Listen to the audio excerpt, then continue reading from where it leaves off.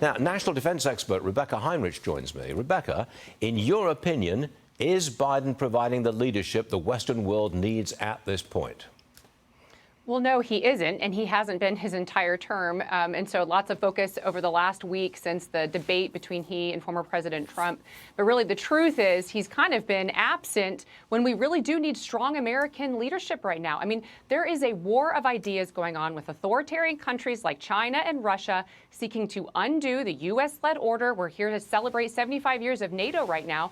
We should have a president who's projecting not American decline, but American ascendancy, strength, vitality, the ability to make our arguments as to why we are the better bet. I don't think world leaders are going to see that from President Biden this week. Is there any quiet grumbling or even public grumbling by world leaders about Biden's leadership?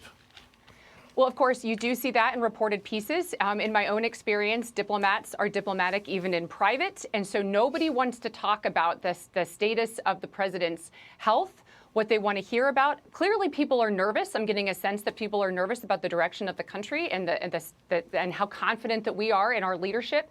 And of course, that makes me uncomfortable. I want to be able to convey that the United States has a leader who can, here's the other thing, Stuart, too, who can think on his feet, who can take in new information, assess risks. I mean, we just heard today that the Brits are going to authorize Zelensky in Ukraine to be able to use their Storm Shadow long-range strike systems to hit Russian targets inside Russia. That's critical for Ukraine. But you have to have a leader who's able to assess risks and make that judgment. It takes a lot of acute thinking. Are people confident that President Biden can do that? I would say that I have not been confident over the last 3 years that he has done that well.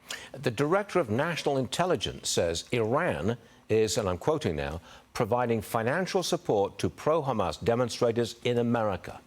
What are the Iranians up to, Rebeccah? Well, they're looking for anti-American groups, and they're finding a nice ecosystem of anti-Americanism on the left.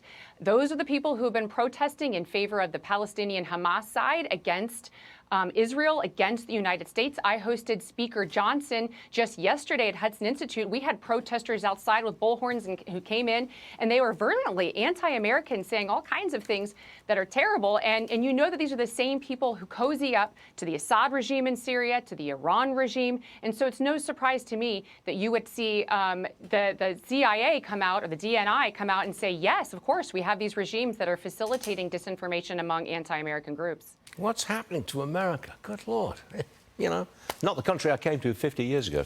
Rebeccah Heinrichs, thanks very much for joining us. We'll see you again soon. Thank you.